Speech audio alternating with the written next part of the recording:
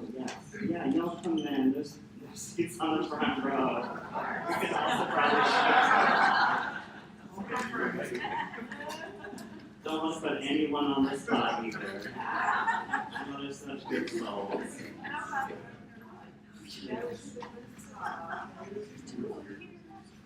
There's a bench over here.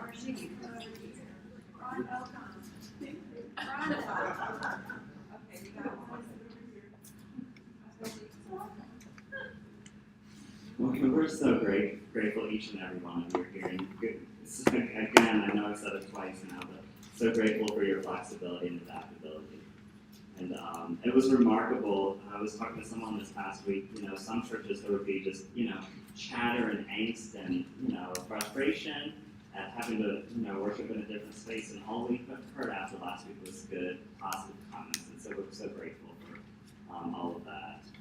We move now into a time of prayer, and I'll just say briefly, if you don't get our weekly prayer email list, you can go on the front page of our website, williamsburgbaptist.com, and scroll down a little ways, and there's a place where you can sign up there on the front page for that and our weekly e-news. Just want to give you a handful of quick updates. I visited with the Jordans this past week, and Tom is here this morning, and Dottie's well on the road to recovery, and so we had a wonderful visit, and just encourage you to continue to pray for her as she regains her strength. Joellen Fullerton, you may or may not know, broke her arm a couple of Sundays ago and then hosted small group 2 nights later. That's just who Joellen Fullerton is, if you don't know her. And so we're still praying for her recovery, for a quick and full recovery for her arm.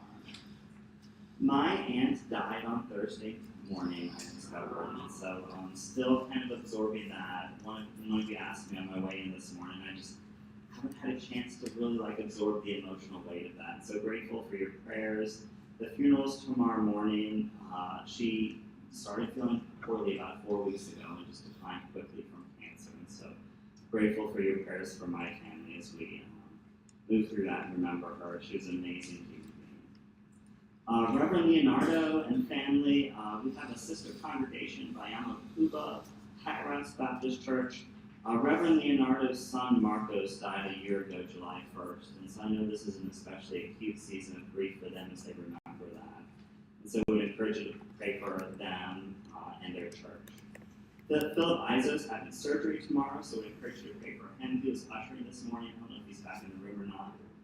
And then Rhonda and your family, of course, we're praying for y'all as y'all remember your aunt and grieve her loss as well. My prayer this morning will start, I'll pray a little bit and then create space for y'all to share your own quiet prayers for God. And then we'll pray some more and lead us in the Lord's Prayer. So let's go to God together